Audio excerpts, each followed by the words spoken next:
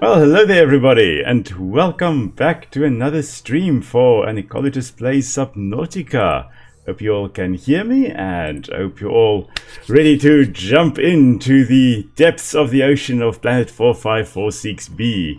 Really great to have you all on board, and let's see what we can let happen today.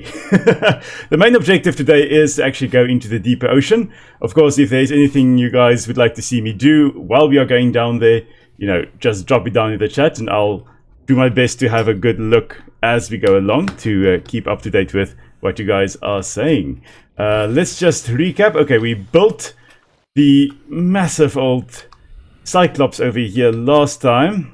Just want to double check what we still need in here. I think we, if possible, still need to build a modification station. Yes. Oh, and our little aquarium that we also need to do. Okay, right. That's what I want to do. Oh, and if possible, I also do want to... Oh, wait, never mind. This is the spot where we put it in. I also want to build the depth module Mark 1, if possible. Oh, okay, never mind. We need the ingredients for that. But the question is... No, we didn't get this one's... thingamajig. We didn't get the recipe in the still trying to get into it again. We didn't get the recipe down in the Aurora, I think, when we got there. I don't think we got the actual depth module, so we'll have to swim around looking for that. Need 2 glass, and then we can actually finish our little aquarium. Okay, and now we should be getting into the groove here. Don't think... No, we don't have anything there. We may have some in our crystal, in our shinies one here. Nope, we have diamonds, nothing else. Okay, no quartz. Oh, we do. Wonderful. Okay, we should be able to make 2 glass and finish that up. Oh, yes, I definitely need to build the mech suit as well, the prawn suit. Let's have a look here. What do we need for that again? Because I know we need to get the titanium ingots again. Prawn suit. 2 plasteel ingots, that's alright. Aerogel that we have. Enameled glass that we can make quite easily. 2 diamonds and 2 lead. Okay, that's doable. Very, very doable. And then we should be able to actually go down a little bit deeper with it. Let's just also see while we are here, because we are going to need to make some modules here. We need to make the grappling arms, but that we need benzene. I'm not sure what benzene is. The drill arm is going to be useful. We've got lithium, we've got diamonds. We can make titanium or get titanium quite easily. I think those are the main things we can and should get. Oh, and... Oh, okay, yeah. We can't make this one yet because we need nickel ore, which we can't get yet. Okay, let's have a look. Benzene. Let's have a look. Where is benzene? It should be up here. No, I don't think we have benzene yet. Maybe with the more complex stuffs. We'll probably need to analyze something in particular to actually get benzene. So never mind. Like, we don't have benzene yet. Hello, Aussie. Welcome to the chat again. Right, let's have a look here. Okay, what I need... Aerogel, plasteel ingots, enameled glass. We need 2 normal glass that we have. 2 diamonds, 2 lead. Okay. Let's have a look. Oh. While we are here, while we are going to be busy, I may as well put up the ingredients or pin it up. The drill arm. That one there. Grappling arm. We don't have benzene yet. I think benzene we make from blood kelp, if I'm not mistaken. Yeah, the drill definitely is very, very useful to have because we're going to get so much lead with that. It's not even funny. I love the fact that we can nowadays actually pin our needs up at the top there, or the recipes up at the top, so we can easily check whether we have got everything we need. And back in my day, we didn't have that. Back when I started, I mean, yeah, we didn't have that at all. We also need 1 enameled glass. Do we still have... Yes, we do have a stalker tooth. That means we need to make another glass here. That should be fine. Let's get that sorted. So we've got the enameled glass done. Okay. Plasteel ingot, that's next, and 2 lead. Have we got any lead here? 2 lead, wonderful. We also need lithium, 1, and I think 4 more that we will also need. Okay. Right, how am I going to do this? 5 titanium. Let's first get... Oh, we don't have any. We've got 2. Let's get some more titanium then. Because if we can get the drill arm first, then we open up a bit more space to actually grab some more titanium for the plasteel ingots. And that should then be perfectly fine.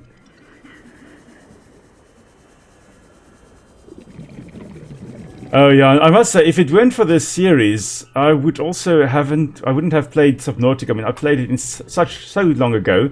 It must have been a year and a half ago I really played it last, prior to this series actually starting up. And then when I thought about it, you know, there have been a few people that actually asked me about playing Subnautica and whether I intend to actually start a series on it again. And I thought, you know what, it really would be fun to do it. We can pick up a second one, great stuff. And as a result, then I thought, you know, since I am going to start streaming, may as well actually start playing this as well. And I know of at least one friend that also is playing Subnautica, because I've been playing it, and they then suddenly felt the urge to start playing it again. And if you are watching, you know who you are. We're just going to keep swimming past here. And then get the titanium. So we need 23 titanium in total. Yeah, we'll seek some fluid in a moment, lady. Just uno momento, por favor. Let's just get this. And that. Actually, if we can take these 2 plasteel here, titanium, we can already make the plasteel, one of the two plasteel as well. Great, let's dump that in there and go hunt some more titanium. Just a bit of salvaging and foraging as we go along. You know what would be useful is to actually use the scanner. And before I forget, to actually go and get something to drink. We are going to scan for metal salvage. While that is running, let's grab some food. I've been playing quite a bit of Ark, obviously, as well. And let's just eat this one. Vital signs stabilizing. There we go, finally. And there's something special in store coming up. Oh, come on, I forgot that way around. Okay, coming up soon. Well, in the episode I'll be recording tomorrow, I'm going to show you guys something interesting that I have been constructing. I'm quite proud of it. It took me way too long to actually do that, but you know, I decided it's going to be fun to do something along those lines. But you'll see what it is tomorrow. Going to keep you guys in suspense a little bit more. But what I am extremely excited about is a game coming out next week on Wednesday. I must remember this is where the thermal vent is, right next to this base. Okay, we can get a lot of power from there. But Wednesday there's another game coming out, going out into early access, that I am really excited about. Very similar to Grounded/Ark, with it being Small Land Survive the Wilds. That is a game that I've been following it for a bit, but I jumped on it a little bit too late, and now I just have to wait for the early access coming out on Wednesday. And as soon as it launches, I'm going to make the first little episode on that, and actually release that, hopefully, still on Wednesday. Oh, there's another Stalker Tooth. May as well grab that while we are here. So that will hopefully come out on Wednesday. Hello, Stalkers. Bye, Stalkers. And that is also a little miniature survival game, very similar to Grounded, but also really very different. These two are so alike, but also so different from one another, that I'm really looking forward to playing it as well on the channel. And then hopefully that will become another full-fledged Ecologist Plays series, which we'll put out in the week. So I'll probably, in all honesty, sacrifice one of the 2 slots I have for Ark, with it either being a Tuesday or a Friday slot, and actually do Ark on the one day and Small Land on the other day. So you'll basically, in a week, get 3 different games from me, which will be quite interesting for me to actually keep track of what I'm doing in the 3 different games. But a Raptor Gaming, in terms of the map I'm on in the Ark, that is the island. So I've only been playing on the island in the series. My wife and I had a game in Valguero as well, and I once, for the heck of it, started playing on Scorched Earth, and let's just say that that went less well than I had hoped it would go. So yeah. So as a result, I'm just kind of mucking about on the island still. May as well dump this in here as well. And for me, it's a good map to start on, but I do intend to, with Ark, when we actually get to, well, when we finish it, I am going to go on with some of the other maps as well. Mostly focusing on the creatures that are new there, because if you're looking at Valguero, you've got Deinonychus, for example, whereas on Fjordur, there's the Maywing, I believe it is, which is very much based on the platypus and all kinds of other monotremes, which will be fun to talk about, because Dark-billed platypus is one of my favorite weird creatures out there.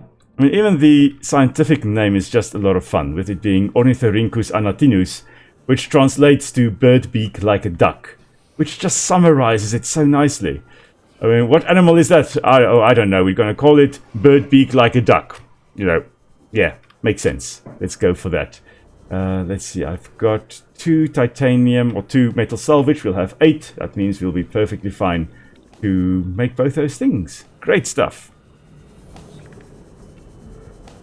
Yeah, I also heard Fjordur is quite a good map to be on in Ark, and I definitely intend to run around on that when the time comes. Because, yeah, it's, as far as I recall, it was one of the fan-made maps, if I'm not mistaken, not one of the official expansions that then got released. I may be wrong, I may be completely wrong there, but I remember something along those lines. I think all the maps are so much fun to explore. I look forward to doing that. I'm actually playing on Genesis as well, Genesis 1. I'm playing on that map a bit as well. Let's actually grab the 2 titanium ingots. Oh, these are just the titanium ingots. We still need to make the plasteel. Okay. Yeah, I'm playing on Genesis as well. Why can I not? I thought I had plasteel made. I've got 2 titanium ingots. Did I not grab the other lithium? Seems not. I think I didn't have enough space for that. We need 5. 1, 2, 3, 4, 5. 1, 2, 3. We can throw out. Grab some lithium here. No. 1, 2, 3, 4. That should be enough for the plasteel ingots. Right, now we're cooking. Now we're there. That's 1. Almost 1. And then on to 2. I'm definitely looking forward to Fjordur as well, because as you say, they contain so many different animals there. And yeah, I look forward to also just exploring the lore a little bit as well with all of that. Wait, we want to make... Oh, we need 1 more lithium. There we go.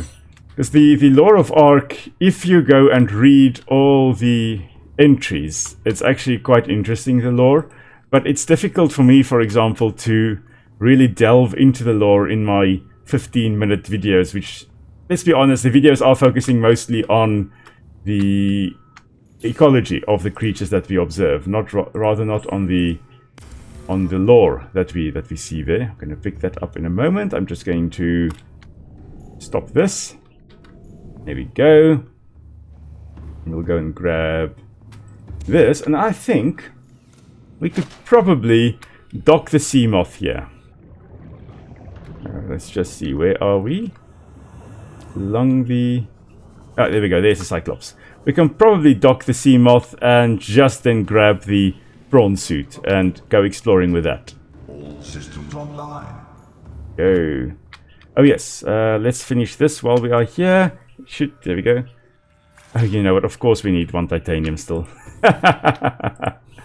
We'll grab that and come back in a moment. Okay. All systems Rightio. Really looking forward to going into the depths a bit here with the game. Watery tomb is docked. What do we need for the modification station? That I also need to check. Mod station. We could always... Do we have a modification station? Yeah, I think we do. If we don't, we can... I think I've made one here. We can technically just grab it. Yeah, we can technically just deconstruct this and reconstruct it on the Cyclops. Saves a bit of trouble. We need a titanium. We need a titanium. That is what we still need. And it's this way. But now we don't have titanium. Oh, we've got 3. Okay, good. Got some. Great stuff.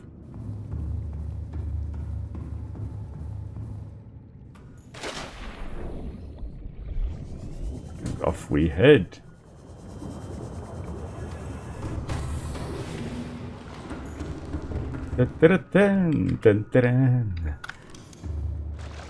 Okay.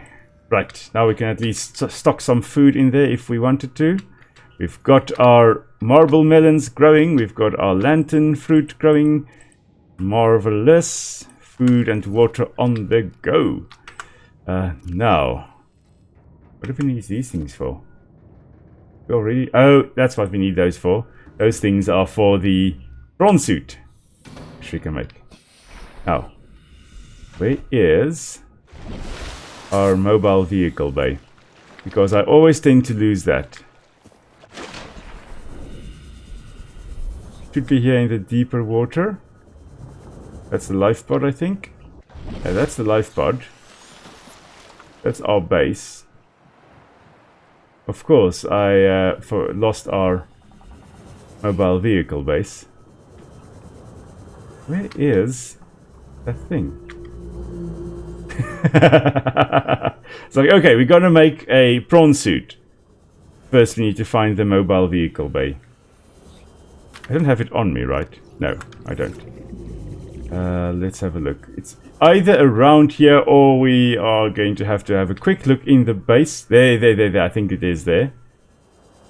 Yeah, there it is. Owned it.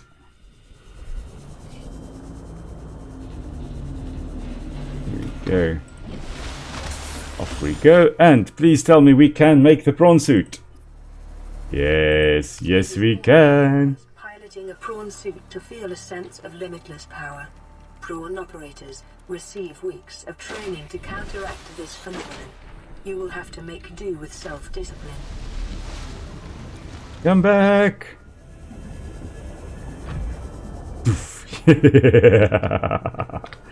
Right. Okay, so we've got storage.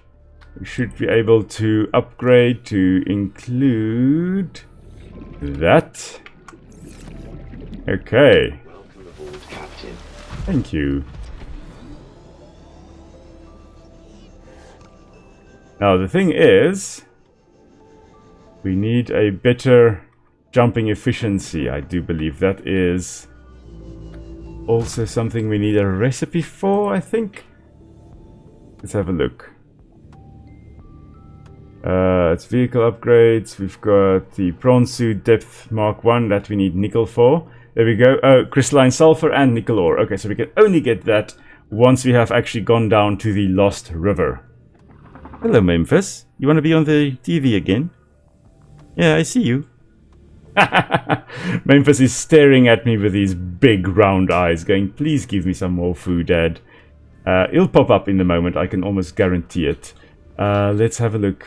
We don't have the swinging thing yet for the prawn suit. No, we don't have that. We need the swim charge fins. That we also need. Wiring kit, polyaniline. Polyaniline, oh, do we need gold and hydrochloric acid? And for that we need deep shroom and salt deposit. That's quite easy. Let's go grab some salt. Because if we can swim around with our tools and actually charge it by doing that, rather than going back and charging it constantly, we are going to be better off in terms of surviving. Hello, Memphis. No, don't push over my light. So obviously, Memphis wants to be seen again. Say hello, everybody. Hello. Okay. He does not like being cat-handled. Let's see. I'm off the salt. There we go. My cat loves distracting me. But he's such a cute cat. I don't mind being distracted by him. He's a big old softie. That's what he is. Let's have a look. What do we still need? Got salt. We have got the other things. The deep shrooms. Is it deep shroom? Deep shrooms or... Yeah, deep shroom. I think that's what we have, if I'm not mistaken. I'll need to get used to actually... well, handling the prawn suit again. Hey, Sonorix. Welcome to the chat. Yeah, he is a very cute cat. Although he does have this habit of trying to block the screen. And let's just say that I've almost died a few times in games with him blocking my health or my oxygen or things along those lines. And whenever we are doing a stream or a gaming session, Memphis wants to be there. Okay, so we've got that. And we are actually going to just... Have we got space? I think we have. Yeah, we've got inventory. Just going to cultivate some more for later. Okay. There we go. Seeds. Great stuff. Oh, I need... Let's do another 3. There we go. Okay, now we can make 2 polyaniline just in case we need. Let's go have a look here. Chemical. Well, hydrochloric acid. Sorry, first hydrochloric acid. Might as well make 2. And then we need 2 gold. Gold. I need gold. AU. Here we go. AU, come here. Right. Let's make polyaniline. Okay, so we've got that. We need 2 silver. AG. There we go. There we go. I always love knowing what these symbols stand for, and very often it's the Latin names. Mostly, I think it's almost all the cases, it's the Latin names that actually results in the abbreviation. AU, for example, Aurea means golden. AG, I can never remember what the Latin name for silver is. But all these CU, for example, with copper, it comes from the Latin name. PB also from the Latin name, because lead, which is the abbreviated with PB, doesn't have a P nor a B in it. So, like, what gives? But anyway, I'm digressing. Let's have a look here. I think we should be able to make a modification station on the Cyclops, if I am not mistaken. And if we can, that means we can just go and make the swim charge fins there, because it means we've got everything we need. I may have missed the modification station. It should be up here somewhere. Anywhere? Somewhere? No, I think I need to actually say build. Interior modules. Yes, we have got everything for that. Great stuff. Let's go do this, because all the batteries are running out. At least then we can recharge some batteries by swimming around and doing stuff. Let's have a look here. Where shall we build it? I think perhaps... Actually, I think on the thing over here. There we go. Okay. Let's build the modification station right there. Yes. And now, if we... Yes, we should do that. We should make the thermal blade, because then we can cook food on the go. We never have to worry about food even while swimming around. So that is going to be that's a good idea to do that. I'm going to put some of these things away in a moment. But, oh, I need my flippers. That I need out, so that I can do that. There you go. Thermal blade. We'll first run down here and use one of the flat batteries for that. Recycling some batteries here. Let's put in a fresh battery here. And we'll put in batteries. All the ones that are not flat yet, we'll put in here. Yeah, these are all alright. These are ones I have are all flat, so let's then okay, make the thermoblade. Sorry, not thermal blade, thermoblade. Then we can use that. Yes, wonderful. I love the fact that it doesn't, as far as I know, it doesn't have a charge, which means you can just keep on using it. It doesn't actually, yeah, it doesn't have a charge bar there, which is great stuff. Right. Oh, sorry. Wanted to check.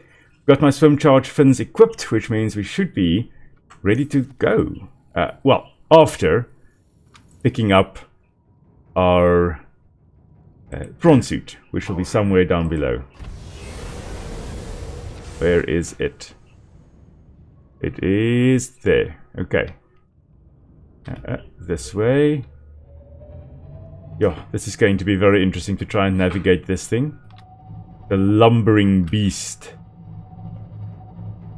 Let's not run into the station over here. Just go down a wee little bit. There we go there. That should be sufficient. Okay. Oh, I must say I'm a little bit nervous about going out into the big bad world in the ocean depths, but we're going to give it a go in any case. And let's just use this. Okay. Oof. All right. There we go. Great stuff. Now, let's see. I am looking for the blood kelp today. That is going to be my main mission. And I think if we head... Which direction are we? We are going west. I think if we head... This is going to be, I don't know, south or is it north? I think if we head north, we should be fine. That's north. Okay, let's head north. See if we can find the blood kelp. What I also want to make is the radar for this Cyclops. I don't think I've got the recipe for that yet. Oh wow, okay. Leaving the safe shallows behind. Along with that poor unfortunate life pod, which we visited in the first episode, I believe. Going through the kelp forest here, the creepvine forest, made up of macroalgae. Nice, rich environment in terms of phytoplankton. Yes, lady, we'll seek fluid intake when we have the opportunity. But the kelp forest here really dominated by algae and very nutrient rich. Most likely, if it experiences the same thing we in South Africa experience with our kelp beds, it is in an area where there's nutrient upwelling, which is where nutrients are brought up from the depth, usually by the action of wind blowing across the water, pulling nutrients as the water gets pushed up further ahead or away from land. It pulls nutrients or water and with nutrients from the bottom of the ocean, bringing a whole bunch of nutrients up to the surface, which then fuels the phytoplankton growth. I shouldn't descend too quickly here, or bump into something that is definitely avoidable. I should probably look out for reapers, eh?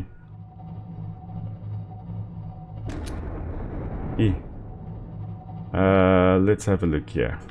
I think if we stay close to the surface, we should be fine. Or relatively fine. Oh, mummy. Thing is, I said let's stay close to the surface, and then I'm immediately heading deeper. Oof. Sorry, Stalker. Oh well. Still running around, that's fine. Good to see, good to know.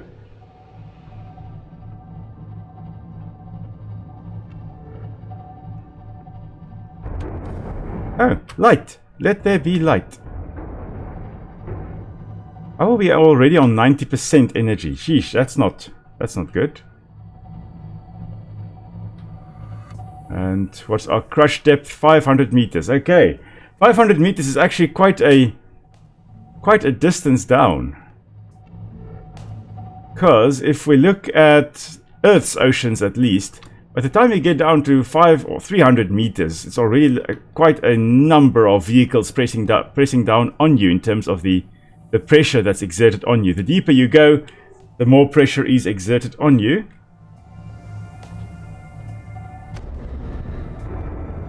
I suspect we may need to actually use the sea moth first for exploration. I don't know why I am here with this thing first. The sea moth has got a little bit more versatility, I'm afraid, so we may need to at some point go back to have a look. Because we need to explore some wrecks to get more blueprints, things like the depth module for the Cyclops that we are using here. Let's turn off the lights here for a moment. I mean, it's just gorgeous. The bioluminescence that we have here is just extraordinary. Interesting that on Earth at least, I think it's 95% of ocean species, at least to some extent, can produce light. Some very weakly, others much more pronounced, similar to these jelly rays over here. And they use it for so many different reasons. Some to attract prey, some to actually escape predators, some as camouflage. It really is quite amazing. Yeah, beautiful. Nighttime or the deeper waters really just, it shines, literally. Okay, let's put the lights on again. And try not to total our Cyclops against the massive mushroom trees.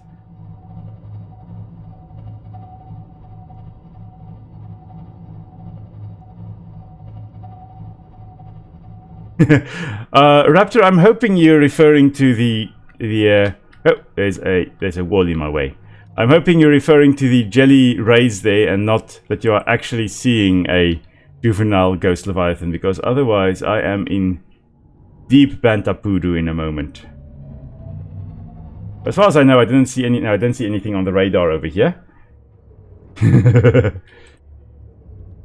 I don't think I'm ready for the Ghost Leviathans, in all honesty.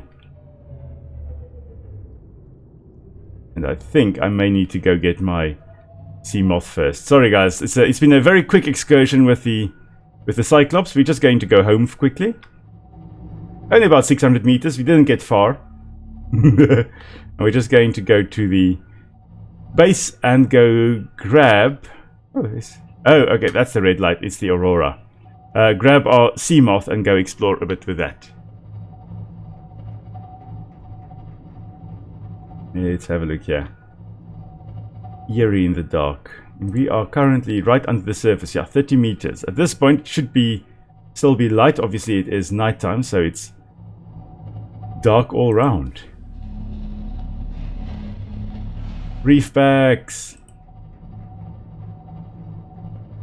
Along with the Emperor Leviathan, or the Sea Emperor, the only filter feeding Leviathans in the game. Interesting that filter feeders are usually larger than carnivores, which is strange, and I think that's where this game differs from reality. In this game, the largest Emperor or the largest Leviathans you're going to encounter are the predators. Whereas in real life, okay, I think I'm dying because of thirst. So let's first grab some water. Okay, yeah, I'm not doing too well here. Okay, fine. I'll drink water. Just stop dying.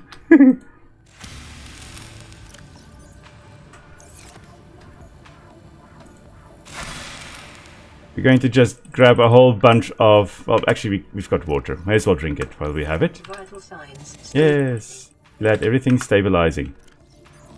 As I was saying, in Earth, the largest species alive are all filter feeders. If you think, for example, about the blue whale, or think of the blue whale, those are filter feeders, and they're able to reach those sizes because they are very low on the food web.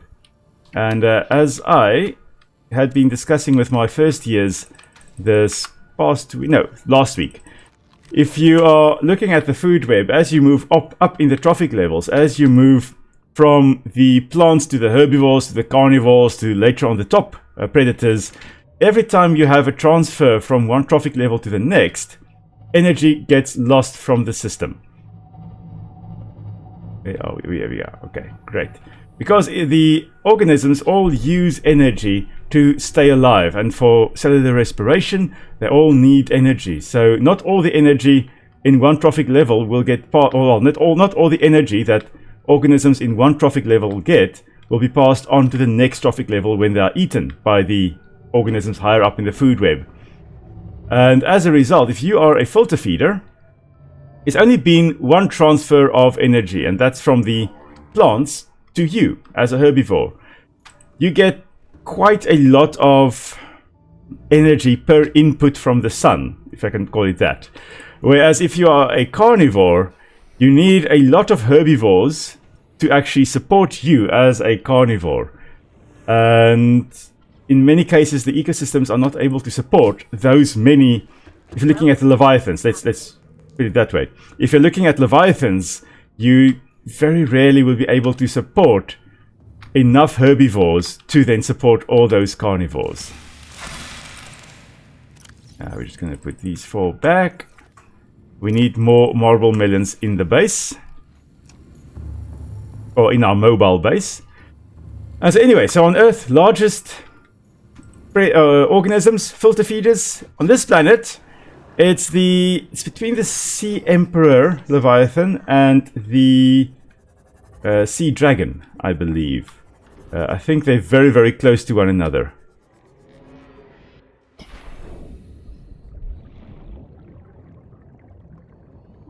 Oh, I've heard of that mod that brings back the Leviathan we'll encounter in the Lost River, or see the skull of. That thing would be terrifying. In reality, it would be very unlikely that such a predator would be supported by the food web, unless it really is an extraordinarily productive ecosystem. In that case, if you can support a massive amount of herbivores, you would be able to support such a massive carnivore as well. But it is highly unlikely that this planet would have been able to support it. I don't think we'll be able to actually jump up to the top there.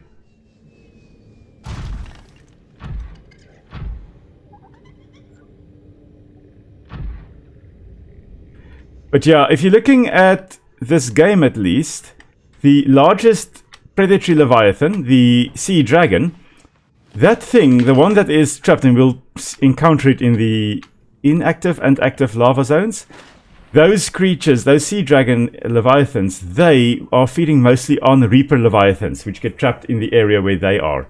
And those Reaper Leviathans obviously eat a lot of other predators and smaller herbivores as well, so they're feeding on a lot of things below them.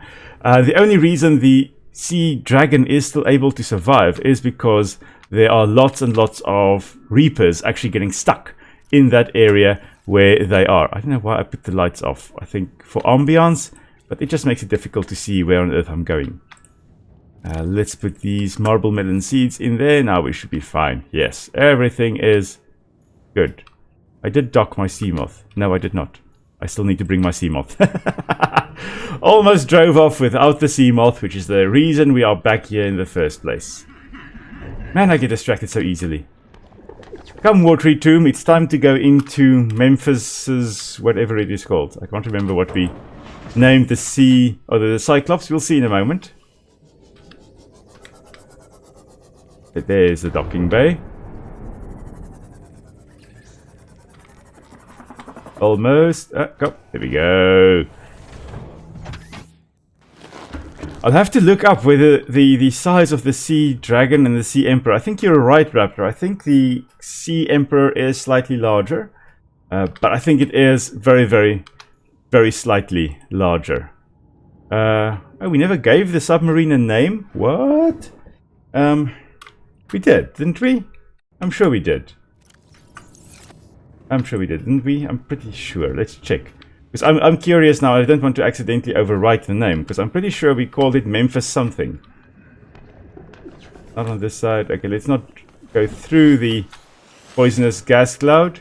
Yeah, the Sea Memphis. Yeah, okay. Right, so we did call it a name. Give it a name.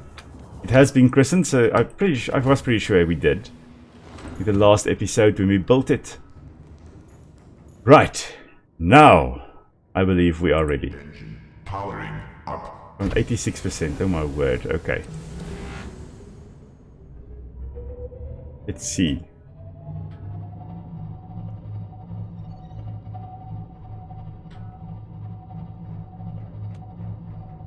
Oh, yes, the Reapers. I forgot about the Ghost Leviathans. They're filter feeders.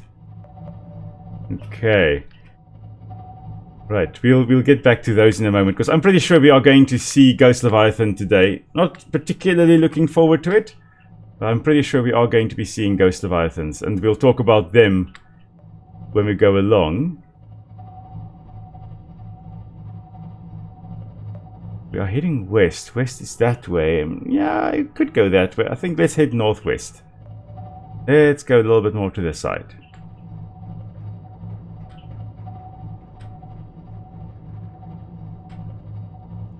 Okay, of course, as we are exploring, if you guys have any questions whatsoever, feel free to pop it in the chat there. Always happy to answer questions and have discussions there. We'll get back to the sea, the Leviathans and the Ghost Leviathans when Raptor's back. Oh, there we go. Raptor's back. Hello, Raptor.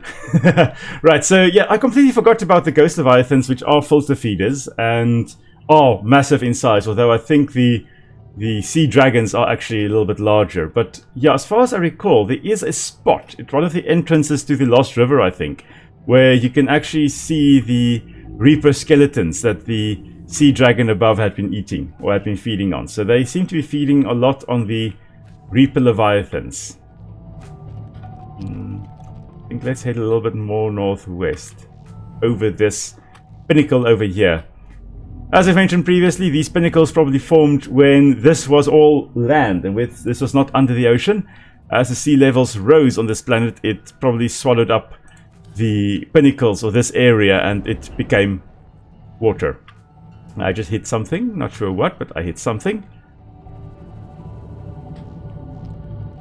Okay, there is a wreck again. I saw the sparks.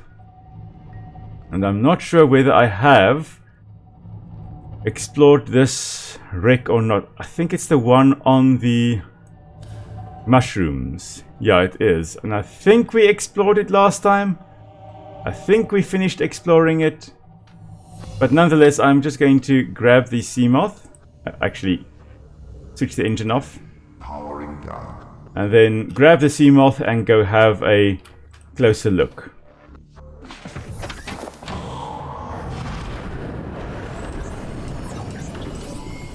I'm pretty sure we have explored this wreck. That looks familiar. Just go down and have a quick look here. While we are swimming, let's grab this so that we can charge the scanner a bit. Okay, well, now we need light, so yeah. That plan was a fail. Look, I think... No, we can't go through there. We came through there now. We can go through here. No? No, we can't. There's nothing here. There. No, also nothing. Maybe there. I think we have been here. I'm pretty sure we have been at this wreck. Okay. Let's skip this then. Yeah, let's go explore a bit more.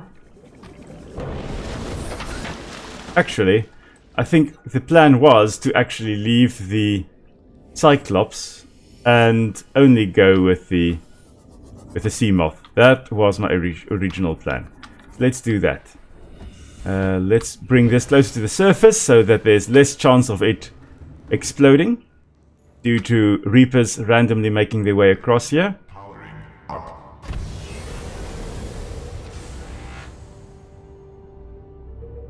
Okay. There we go. Let's just jump out. This thing has some amazing jumping abilities. Okay, now we're at the surface. Everything should be right with this world. Watery tomb, here we come. One of the reasons I love using the Seamoth is because we do have the sonar. And let's head northwest. That is the direction we were going. Let's actually keep on going there. Let's have a look. We are... Ah, there's the blood kelp.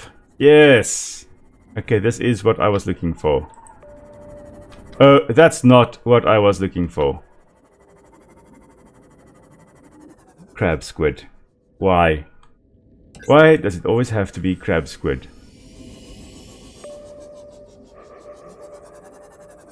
Okay, it's away a bit. Let's grab the blood kelp nodule and make a dash for it. I think. Let's do it.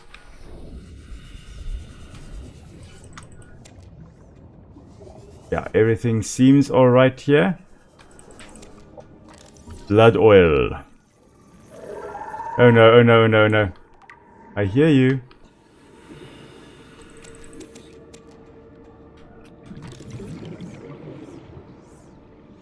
I'm not sure where it is, but I could hear the crab squid. This area always gives me the heebie-jeebies. It is such an eerie place. Oh, inventory is full. Of course it is, because these things are massive. That's why it's full. Ghostweed, I know we are going to need later on, but that's going to still be quite a long while. We must just remember that we can grab it here at this blood kelp zone.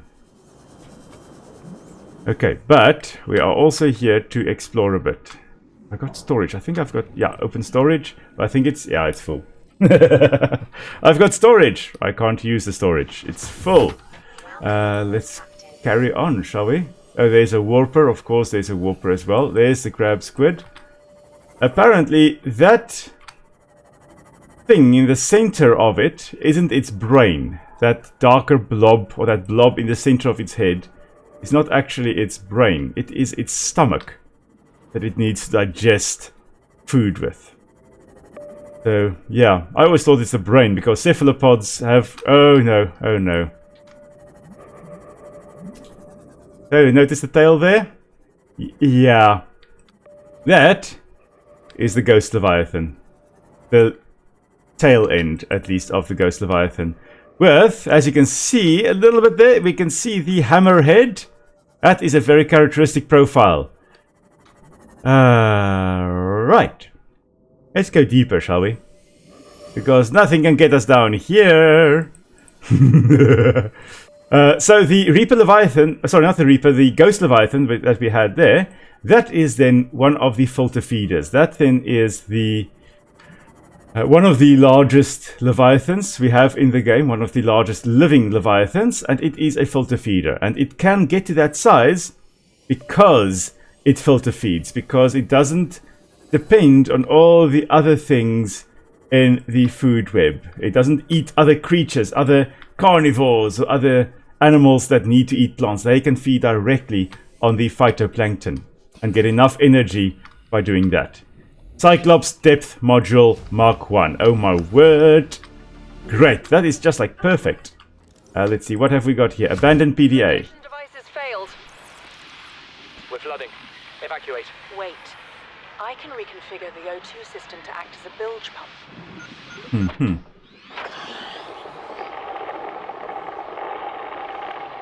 It's working.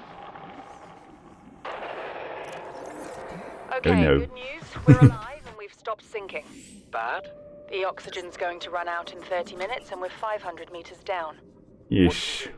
We'll have to use the remaining juice to send a distress call and build whatever gear we can. Then we find a way to the surface. I think there was a warper up here. Oh, it teleported from there. There's another crab squid. Of course there is. Let's go into this tunnel, shall we? Because what can go wrong when going into a dark tunnel in the middle of nowhere? So many different sounds. So here's another little scavenger. I think it's called the sea crawler. Let's have a look, shall we? I know you guys are going to jump out at me. Blood crawler, because it's in the blood kelp. We are here to classify all these creatures, so you know, may as well grab them. So they are typical scavengers, deep sea scavengers, mainly dependent on whatever floats down or sinks down from the top. Although you guys are in a cave, I'm not sure you're going to get a lot of things ending up in your cave system, yeah? But you know, good plan. A lot of creatures are occurring at the bottom of the ocean, or a lot of species that do occur at the bottom of the ocean are scavengers. I think most of them are scavengers.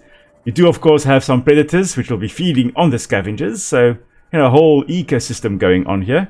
That's a warper. I hear a warper.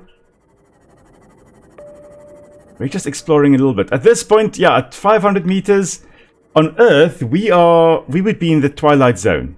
But if we switch the light off, there would still be some light filtering down from above, but it is at this point getting quite dark. Leading to a biome with extensive fossilized remains. Oh my word, people, look at where we are. We are at the Lost River. I really should have brought a beacon with me so that we know that this is the entrance.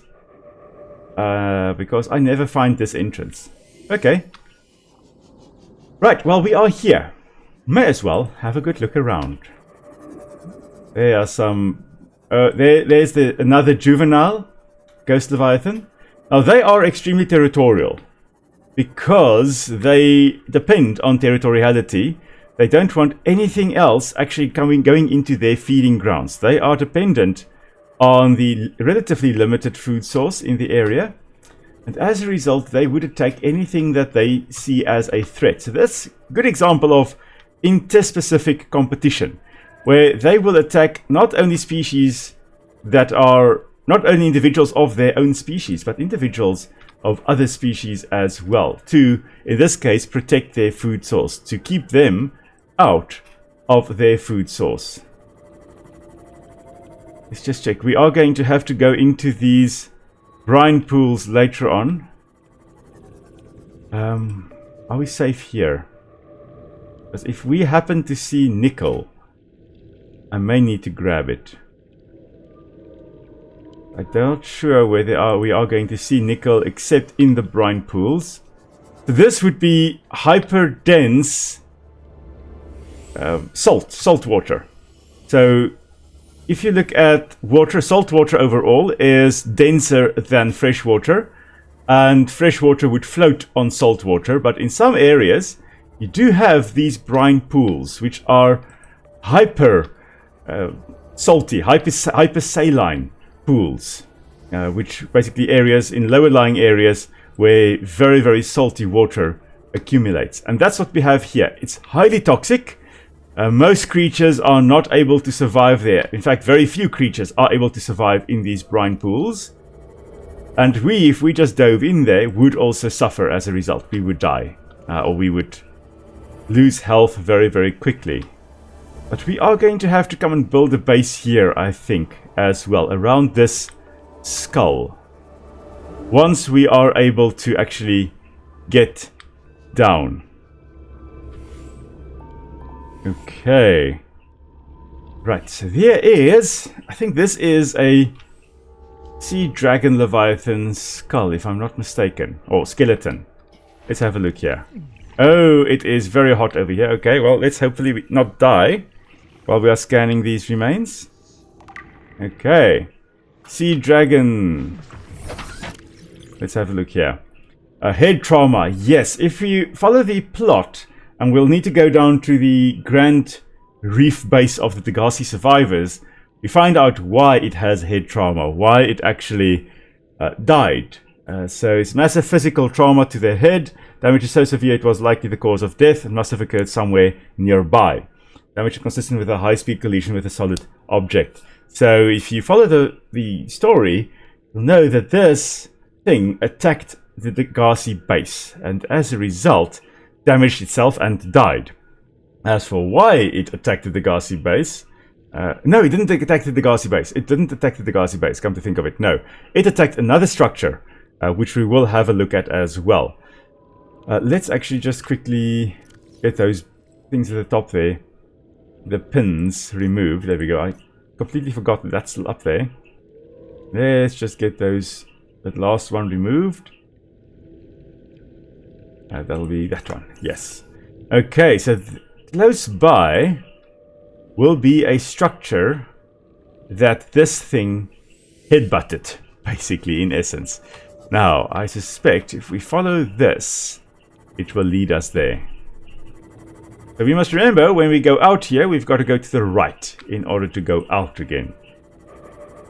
I sure hope there's nothing waiting for us here. I don't think there is anything in this spot. No, I think this area is actually relatively safe. To have collapsed to the sea floor. Okay, where's the entrance? That's the question. And welcome back, Gaming Raptor. Cool that you've got some pet ducks. We just have cats and dogs on this side. Although one day we do intend to hopefully have some quails. Alien broadcast. Linguistic analysis reads: caution. Hazardous materials and life forms contained within.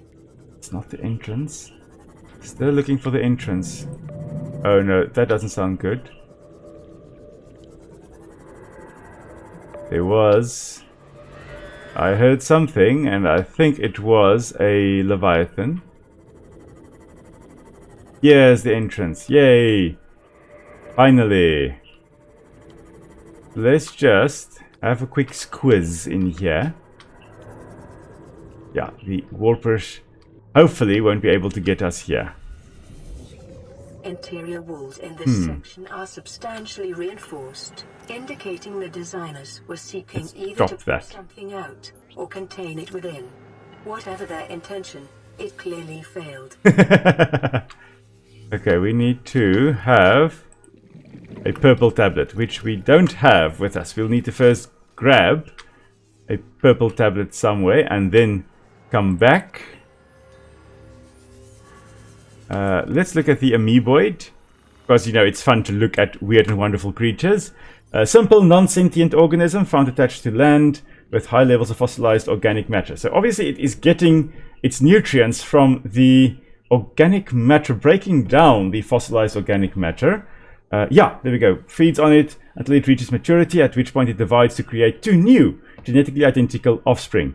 And the cycle continues. Now, it being able to divide, I wonder whether this is not perhaps a single-celled organism. No, it looks like it's got more cells than one.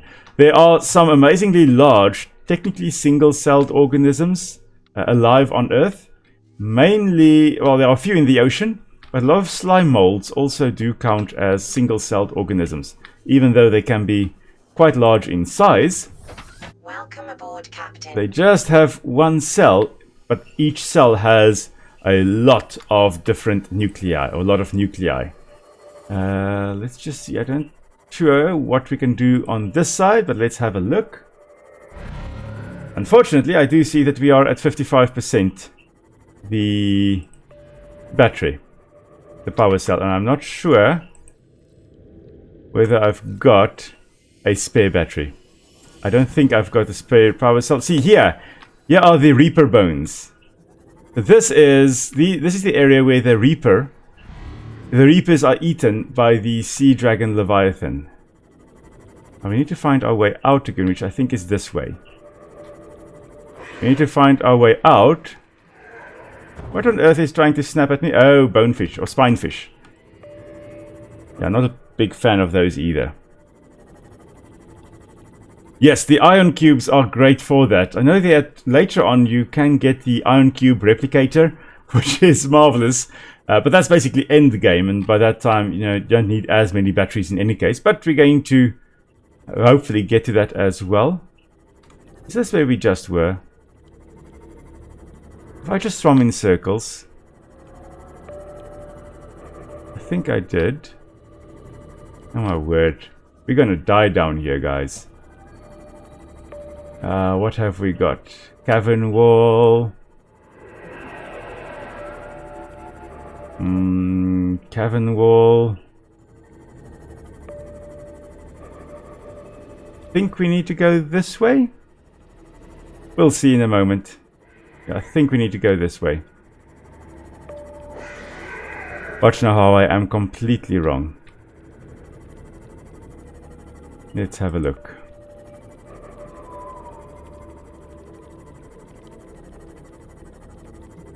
Yeah, I think what happens is that there is a hole through which the Reaper Leviathans come in, and then they kind of get lost in here and are then eaten by the Sea Dragon Leviathan. So you see, the Sea Dragon is at home down here. It knows the area very well. And there's the young Ghost Leviathan again. Just to the left there. Hello. Bye. Just going to keep on going in this direction. Oh my word, we are rapidly running out of battery life here. Of course, it doesn't help that I'm constantly sending this or doing this, but we do need to really be sure of which direction we are going. I suspect we've been seen. Hello there. Just going to keep on swimming. Yes, that thing, that ray over there is making the sound that my gut is making now as well. Which direction? I think this way. That is the way out. Okay, next time we're going to bring along the power cells to stay alive down here. Yeah, there is the juvenile Ghost Leviathan that is in here. We saw it as we came in, and we're going to at some point freeze it with a stasis rifle and have a look at it. Really? Sheesh, my guy is so thirsty, it's not even funny. Let's hope I've got water in here. Yes, I do. Marvelous.